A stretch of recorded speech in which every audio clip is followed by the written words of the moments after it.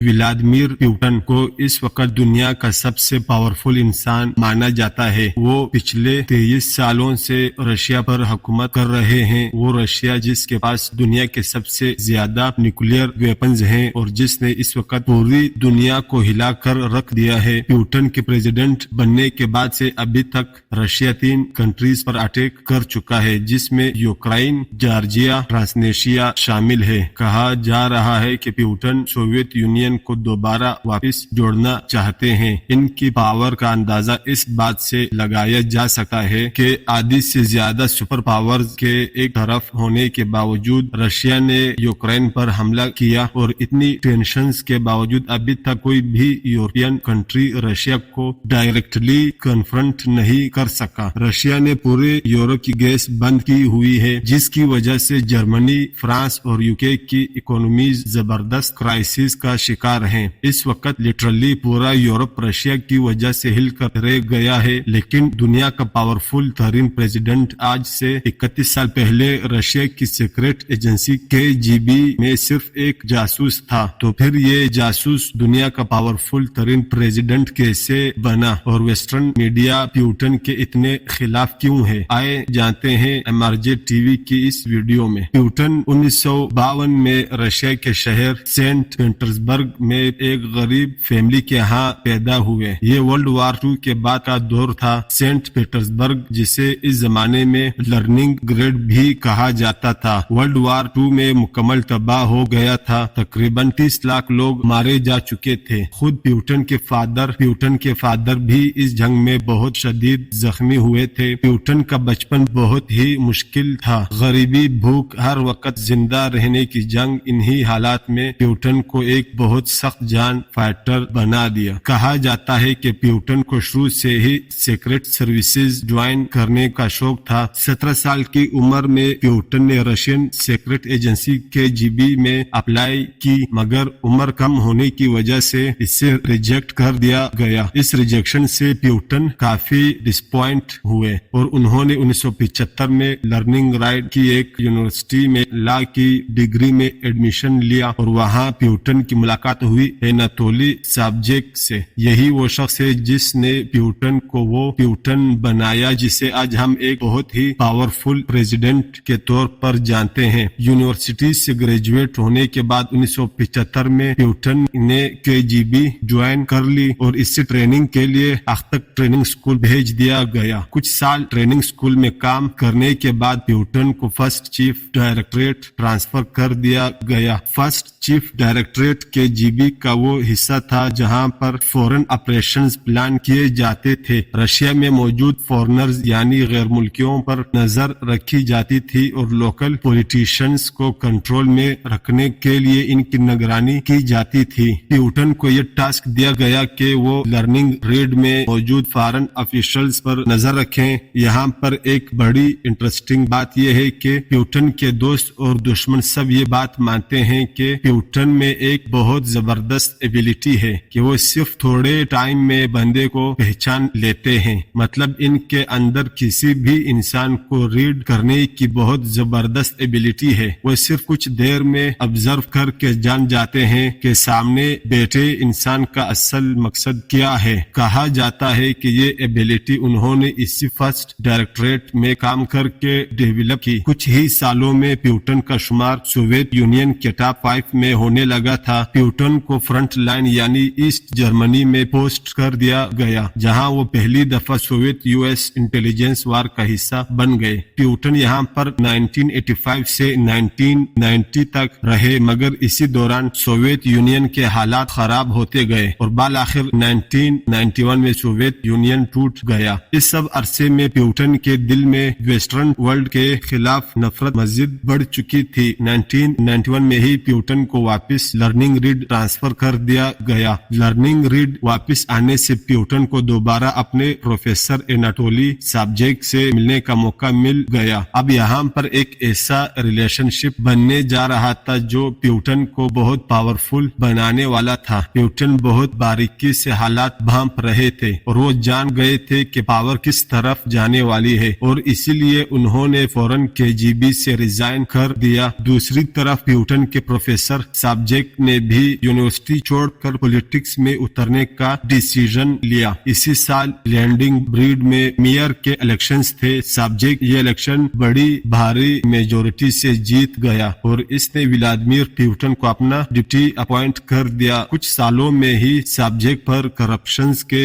Allegations लगना शुरू हो गए। 4 सालों में लरिंग ग्राइंड में करप्शन और क्राइम रेट बढ़ना शुरू हो गए और इसी के नतीजे में सब्जेक्ट 1996 का इलेक्शन हार गए। इलेक्शन हारने के बाद सब्जेक्ट के खिलाफ क्रिमिनल इन्वेस्टिगेशन शुरू हो गई, लेकिन पुतिन ने अपने कॉन्टेस्ट का इस्तेमाल करते हुए मेडिकल ग्राउंड्स पर सब्जेक्ट को पेरिस भिजवा दिया। पुतिन की इस लॉयल्टी को इस वक्त के रशियन प्रेसिडेंट बोरिस येल्त्सिन ने भांप लिया। इन्हें ऐसा ही कोई लॉयल और पावरफुल बंदा चाहिए था जो इनकी गिरती हुई पॉपुलैरिटी को सहारा दे सके। येल्त्सिन ने 1997 में पुतिन को मॉस्को इनवाइट किया और फिर 2 साल के अंदर ही पुतिन को रशिया का प्राइम मिनिस्टर बना दिया। येल्त्सिन पुतिन पर अंधाधुंध ट्रस्ट करता था और इसकी बड़ी ख्वाहिश थी कि इसके बाद पुतिन ही रशिया का प्रेसिडेंट बने। मगर इस वक्त एक बहुत बड़ा मसला ये था कि पुतिन को पॉलिटिकली कोई नहीं जानता था। सितंबर 1999 में रशिया के शहर हाइनेक्स, मॉस्को और वोल्गोटोनिस्क में बम ब्लास्ट हुए जिसमें 300 से ज्यादा लोग मारे गए। इन अटैक्स की रिस्पॉन्सिबिलिटी चेचन फाइटर्स ने कबूल की। पूरा रशिया हिल के रह गया था। किसी को समझ नहीं आ रही थी कि अगला निशाना कौन बनेगा। ऐसे में पुतिन ने चेचन फाइटर्स से बदला लेने की ठानी। पुतिन ने टीवी पे आकर पब्लिकली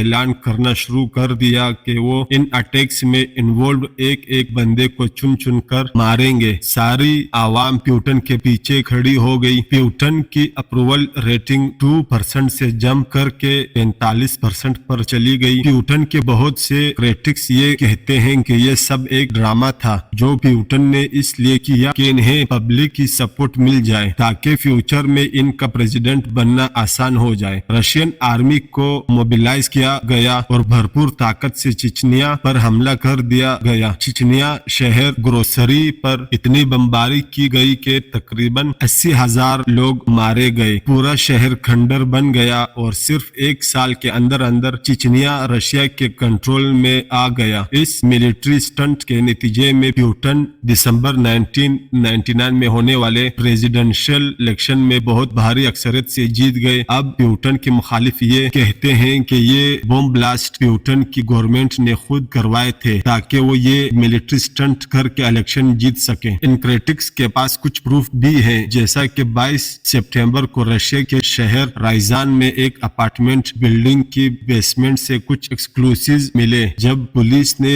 बम्स को एग्जामिन किया तो पता लगा कि इसमें वही बारूद इस्तेमाल हुआ है जो रशियन मिलिट्री यूज करती थी। पुतिन की गवर्नमेंट ने इन सब एलिगेशंस को रिजेक्ट कर दिया, मगर इसके साथ ही एक खौफनाक चीज ये हुई कि जो भी जर्नलिस्ट या इन्वेस्टिगेटर्स इन बम ब्लास्ट पर काम कर रहे थे वो सब एक एक करके मारे गए। इसकी सबसे बड़ी एग्जाम्पल है अलेक्जेंडर लतफिदन को, रशियन सीक्रेट एजेंसी KGB का एक ऑफिसर, जिसने पब्लिकली ये कहा कि इन बम ब्लास्ट में चेचन फाइटर्स नहीं बल्कि खुद पुतिन इन्वॉल्व था। अलेक्जेंडर को चंद दिनों बाद ही लंदन में इसके अपार्टमेंट में कत्ल कर दिया गया। खैर, मई 2000 में पुतिन ने रशियन प्रेसिडेंट ऑफिस संभाल लिया। पुतिन के पहले टेन्योर के दौरान रशियन इकोनॉमी इन एवरेज 7% की ग्रोथ से बढ़ रही थी और इसकी बड़ी वजह थी इकोनॉमिक रिफॉर्म्स और इसके साथ साथ ऑयल और गैस की प्राइस में 5 गुना इजाफा, जिससे रशिया में बिलियंस ऑफ डॉलर्स आ रहे थे। मार्च 2004 में पुतिन दोबारा प्रेसिडेंट इलेक्ट हो गए। इस दफा इन्हें 71% वोट्स मिले। फिर 2008 आ गया। अब रशियन कॉन्स्टिट्यूशन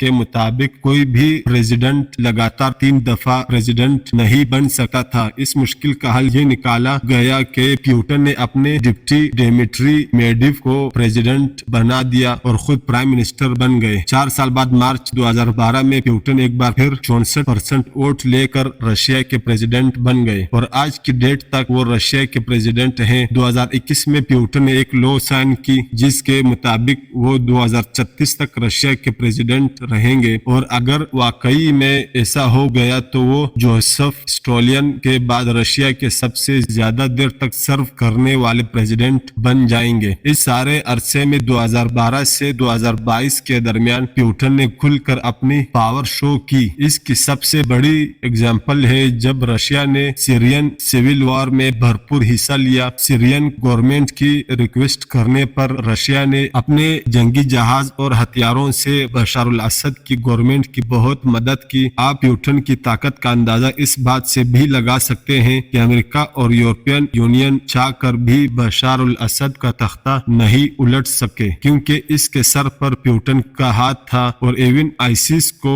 कुचलने में भी प्यूटन ने सीरियन गवर्नमेंट की बहुत मदद की। फिर 2014 में यूक्रेन, आइलैंड, क्रीमिया और सेविस्टोपोल को वापस रशिया में शामिल कर लिया गया। इसी तरह 22 दिसंबर 2020 को प्यूटन ने एक बिल पे साइन किया जिसके मुताबिक रशिया के सारे एक्स प्रेसिडेंट्स को किसी भी कोर्ट में ट्रायल नहीं किया जा सकेगा। सब एक्स प्रेसिडेंट्स को लाइफ टाइम इम्यूनिटी दे दी गई। अपने टेन्योर के दौरान प्रेसिडेंट जो मर्जी करता रहे, प्रेसिडेंसी से उतरने के बाद इसे कोई हाथ नहीं लगा सकेगा। फरवरी 2022 में प्यूटन ने रशियन आर्मी को यूक्रेन पर अटैक करने का ऑर्डर दे दिया। यूक्रेन पर हमला करने की क्या रीजंस थी ये हम आपको अगली वीडियो में बताएंगे, मगर इस जंग के असरात पूरी दुनिया पे पड़ रहे हैं। यूरोप में इस वक्त गैस और ऑयल ना होने की वजह से जबरदस्त क्राइसिस आया हुआ है। ग्लोबल इकोनॉमीज कोलैप्स कर रही है, पावर फोकस शिफ्ट हो रहे हैं। सदियों से अमेरिका का दोस्त समझा जाने वाला सऊदी अरब अब चीन और रशिया के साथ दोस्ती बढ़ा रहा है, और इस पे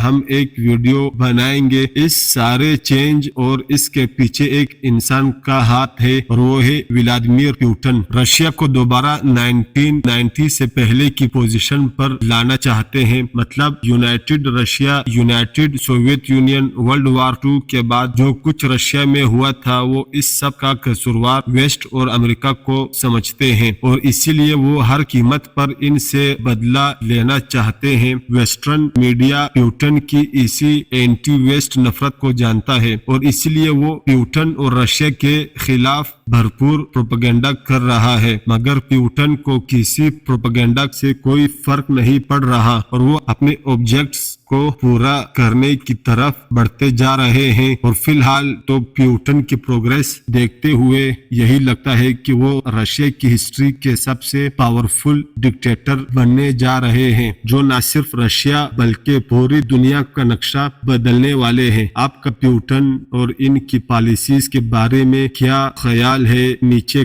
कमेंट्स में जरूर बताएं। अगर आपको ये वीडियो अच्छी लगी है तो इसे लाइक और चैनल को सब्सक्राइब जरूर करें। मिलते हैं नेक्स्ट वीडियो में।